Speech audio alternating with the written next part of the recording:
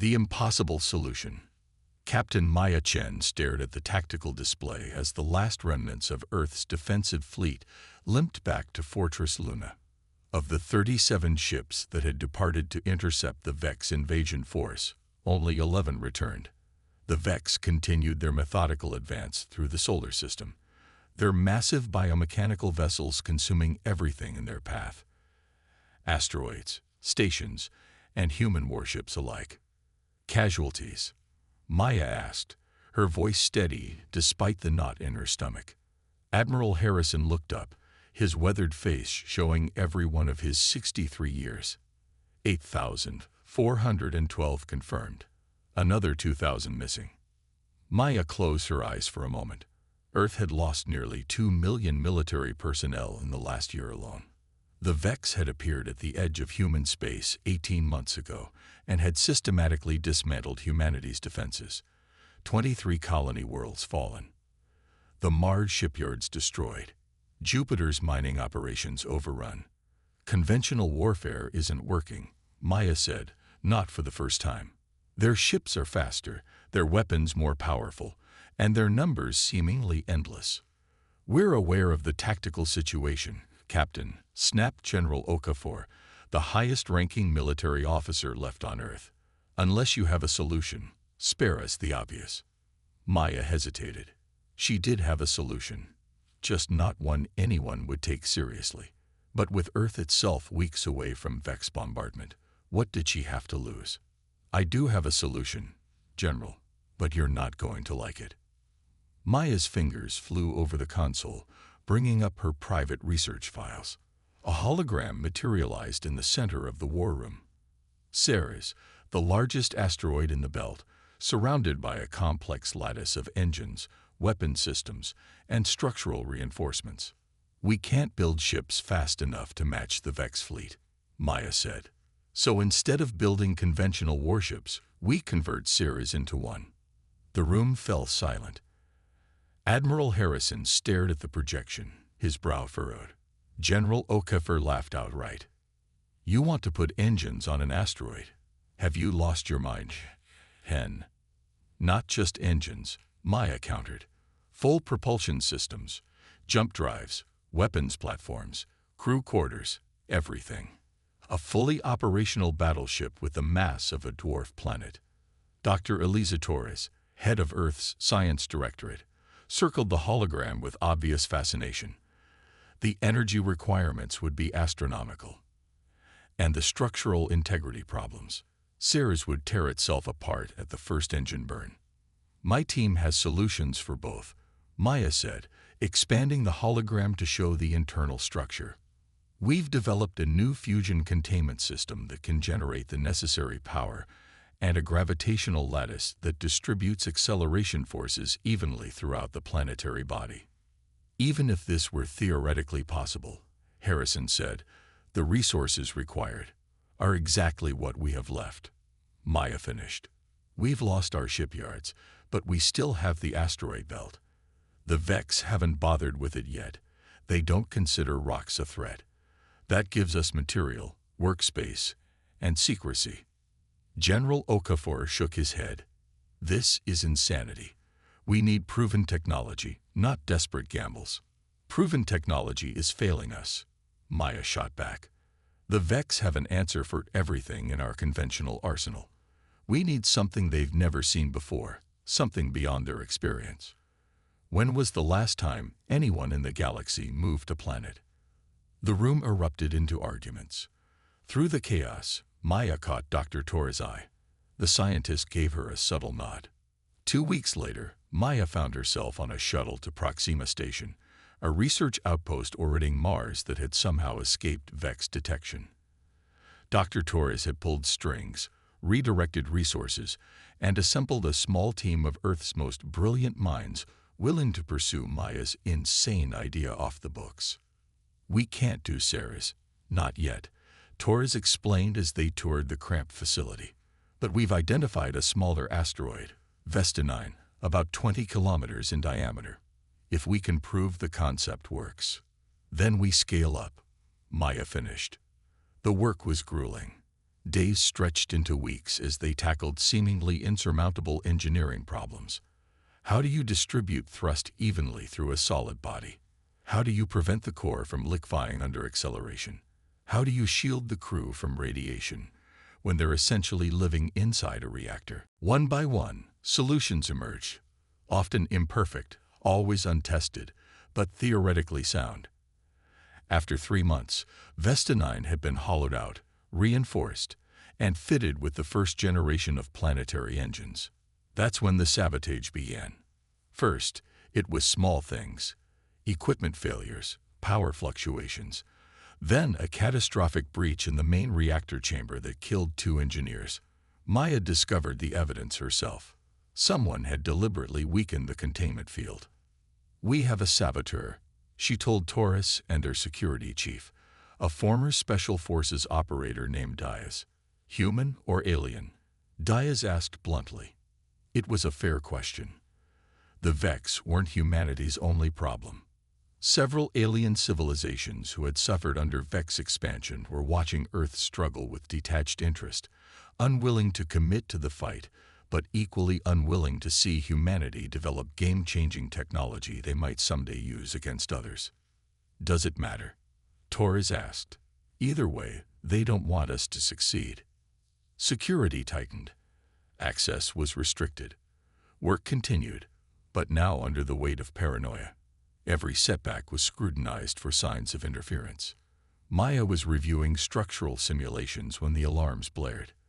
A Vex scout ship had appeared at the edge of the system. Somehow, they'd found Proxima Station. "Evacuation procedures," Maya ordered over the comms. "All personnel to emergency shelters." "Diaz, lock down the central command." "What about Vesta 9? Torres asked, her face pale. "If they capture it." "They won't," Maya said grimly. As chaos erupted throughout the station, Maya made her way to the auxiliary control room. The Vex ship was closing fast. Evacuation shuttles wouldn't make it out in time.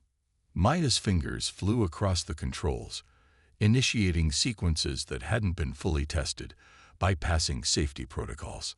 Outside the viewport, the asteroid shuddered as its primitive engines came online. "What are you doing?" Torres demanded, bursting into the control room. "The structural integration isn't complete." "It's complete enough," Maya replied, not looking up. "Everyone's aboard the asteroid now.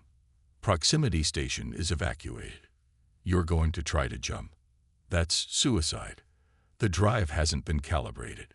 "Better than capture by the Vex," Maya said, finalizing the sequence. "Strap in." Torres barely made it to a crash couch before the engines fired at full power. The asteroid lurched forward, acceleration compensators struggling to keep up. Warning lights flooded the screens as stress fractures appeared throughout the structure. "Reactor at 87%, Maya reported. "Jump drive charging." The Vex ship adjusted course, accelerating to intercept. Energy readings spiked as its weapons systems powered up. "They're in firing range," Torres warned. "Jump drive at 94%, Maya countered, rerouting power from non-essential systems. "We just need a few more seconds." The first Vex energy blast struck Vesta 9's outer hull, vaporizing meters of rock and metal. Atmospheric warnings blared as sections decompressed. "Jump drive ready." Maya slammed her hand down on the activation control. Space twisted around them, reality itself protesting as something the size of a small moon attempted to tear a hole in the fabric of space-time. For a terrible moment, nothing happened. Then, with a flash of light and a sensation like being turned inside out, Vesta 9 vanished from the Mars system. They emerged in the Kuiper Belt, far from any charted jump point. Half the systems were offline. A third of the asteroid's mass had been sheared away in the jump, but they had survived. And more importantly, they had proven it was possible. "Get me a damage report," Maya ordered, helping Torres to her feet. "And start repairs. We need to be operational before we contact Earth." "They won't believe what we've accomplished," Torres said. Maya's gaze hardened. "They'll believe when we show them. And when we start building more." 6 weeks later, a battered but functional Vestinine appeared in Earth orbit, stunning military command. General Okafor and Admiral Harrison stood speechless as Maya presented the results of their test. "It works," she said simply. "Now we do it with Ceres." The universe trembles. Admiral Zorov of the Vex Dominion studied the human defensive formations with detached curiosity.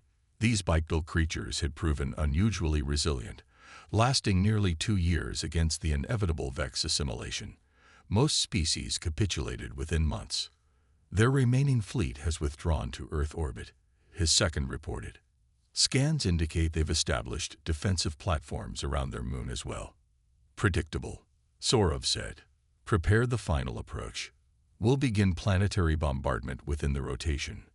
"Admiral," another officer interrupted, "long-range sensors are detecting an anomaly at the edge of the system. Mass readings consistent with a small planetoid." Zorov's feeding tentacles twitched with annoyance. "Irrelevant. Focus on the human defenses." "Sir, the object is moving, accelerating toward our position."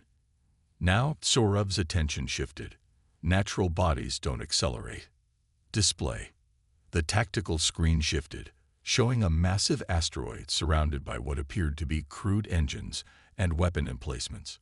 Zorov's compound eyes widened. "Impossible," he whispered. The humans had turned Ceres into a warship. They called it the Defiance. Captain Maya Chen stood on the command deck embedded 2 kilometers beneath Ceres' surface.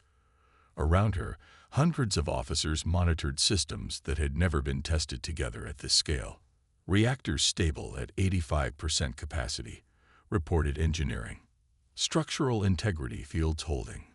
Weapon systems online." Maya opened a channel to all stations throughout the massive vessel. "This is Captain Chen. We are commencing attack run on the Vex fleet. All personnel to battle stations." The Defiance accelerated toward the Vex Armada, its massive bulk defying conventional physics. Across its surface, thousands of weapon emplacements powered up. Rail guns, energy projectors, missile launchers. Inside its hollowed corridors, fighter squadrons prepared to launch. "They're adjusting formation," Tactical reported. "Moving to intercept." "Let them come," Maya said. "Defensive screens to maximum." The first Vex energy blast struck the Defiance's outer hull, the same weapons that had vaporized conventional battleships. Against the reinforced planetary mass, they left only superficial damage. "Return fire," Maya ordered. "All batteries." The Defiance unleashed its arsenal. Thousands of weapons firing simultaneously, a storm of destruction that overwhelmed Vex defensive systems. 3 Vex cruisers vanished instantly. A dozen more suffered critical damage. For the first time in recorded history, a Vex fleet broke formation and scattered. "They're retreating," someone shouted. "Not retreating," Maya corrected. "Regrouping. They're adapting their strategy. Prepare for counterattack." The Vex returned with coordinated precision, focusing fire on specific sections of the Defiance. Maya had anticipated this, rotating the massive asteroid to distribute damage while continuing to unleash devastation upon the Vex fleet. Hours passed. The battle raged across the solar system. Despite taking significant damage, the Defiance stood firm, a testament to human ingenuity and desperation. Then the battlefield changed again. "New contacts," Tactical announced. "Multiple signatures. They're not Vex." A fleet of sleek vessels appeared at the edge of the system. The distinctive designs of the Arconians, one of the supposedly neutral alien civilizations. "They're hailing us," communications reported. The face that appeared on the main screen belonged to High Commander Celeris of the Arconian Defense Force. His silver skin reflected light in a way that made him appear to glow. "Captain Chen," he said, his translator converting his harmonics to human speech. "The Arconian Conclave has voted to provide assistance against the Vex Dominion." Maya couldn't hide her surprise. "What changed your mind, Commander?" Celeris's expression remained unreadable. "You moved a world, Captain. In 12,000 years of spacefaring civilization, No species has attempted such a feat. The Vex believe they understand all possible technologies, all possible strategies. You have proven them wrong. The Arconian fleet joined the battle, their advanced vessels striking at Vex weak points, while the Defiance continued its relentless advance. Together, they shattered the Vex armada, forcing the survivors to retreat beyond Neptune's orbit. It was humanity's first victory against the Vex, but Maya knew it wouldn't be the last battle. Over the next 6 months, Earth transformed its remaining asteroid belt into an armada of planet ships. The Defiance was joined by the Audacity, the Vengeance, and the Reckoning, each a converted planetoid bristling with weapons and housing thousands of crew members. Other alien civilizations, impressed by humanity's unprecedented innovation, pledged support. Technology was shared, alliances formed. The tide of the war began to turn. The Vex, for their part, adapted as they always did. They developed new weapons designed to penetrate planetary-scale armor. They adjusted tactics to target the planet ship's propulsion systems. But for every Vex adaptation, human engineers found a counter. It all culminated in the Battle of Proxima Centauri, where the full human fleet, now 8 planet ships strong, accompanied by the combined forces of 3 alien alliances, engaged the primary Vex hive cluster. The fighting lasted for days. 3 planet ships were destroyed. Countless conventional vessels on both sides were lost. But when the quantum dust settled, the Vex had been pushed back for the first time in their expansionist history. Admiral Torov, last survivor of the Vex High Command, stood before the human-led coalition to formally surrender Vex territories in the sector. "You have achieved what was thought impossible," he acknowledged, his once proud posture now diminished. "Not just in your engineering feats, but in uniting species that have been rivals for millennia." Maya, now Fleet Admiral Chen, accepted the surrender with solemn dignity. Necessity drove us to think beyond conventional boundaries. Perhaps that's a lesson for all spacefaring civilizations. As the coalition forces established a new galactic order, humanity found itself in an unexpected position, respected, even revered, by civilizations far more ancient and technologically advanced. The species that had moved worlds had proven that innovation, more than raw power or advanced technology, was the true currency of survival. In the decades that followed, the planet ships were transformed into mobile colonies, centers of trade and diplomacy that traveled the stars as symbols of humanity's ingenuity. The technology that had saved Earth from extinction became the foundation for a new era of peaceful exploration. And when new threats emerged at the galaxy's edge, as they inevitably would, the coalition remembered the lesson taught by the humans who built planet-sized warships and changed the universe forever.